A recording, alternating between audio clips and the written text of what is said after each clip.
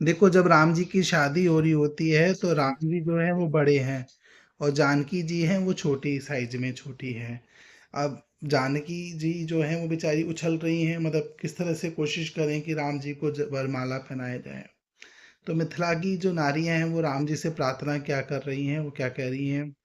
झुक जइयो तनक रघुवीर, सिया मेरी छोटी है। झुक जइयो तनक रघुवीर, सिया मेरी छोटी है। सिया मेरी छोटी, लली मेरी छोटी, तुम हो बड़े बलबीर, सिया मेरी छोटी है। झुक जइयो तनक रघुवीर, सिया मेरी छोटी है। जयमाला लिए कब से है ठारी, दोखन लागो शरीर, सिया मेरी छोटी है। झुक जइयो तनक रघुवीर, सिया मेरी छोटी है।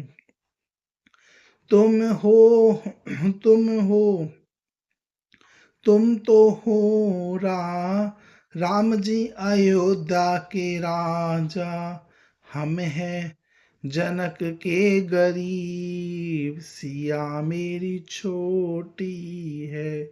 झुक जइयो तनक रघुवीर, सिया मेरी छोटी है।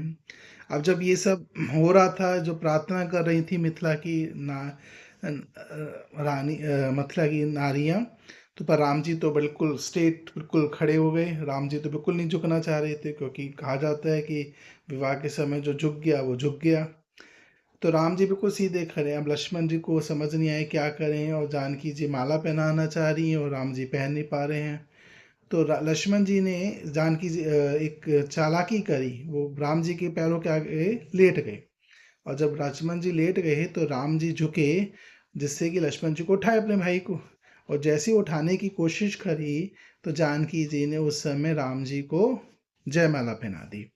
लक्ष्मण ने भाभी की दुविधा पहचानी, लक्ष्मण ने भाभी की दुविधा पहचानी, राम जी के चरणों में झुक गए हैं ज्ञानी, सब कहें जय जय रघुवीर, सब कहें जय जय रघुवीर, प्रभु जी क्या जोड़ी है, सिया मेरी छोटी है।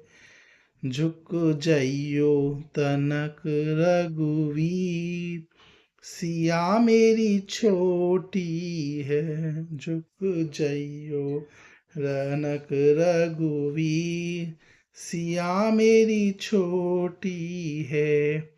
लली मेरी छोटी है, तुम हो बड़े बलबीर, सिया मेरी छोटी है। झुक जइयो तनक रघुवीर, सिया मेरी छोटी है। तो राम जी तो नहीं झुके, पर लक्ष्मण जी ने अपनी होशियारी से राम जी को झुका लिया, और उस मौके का फ़ायदा जानकी जी ने उठा लिया और राम जी के गले में जयमाला डाली और विवाह संपन्न हुआ। बोलो राम विवाह महोत्सव की जय।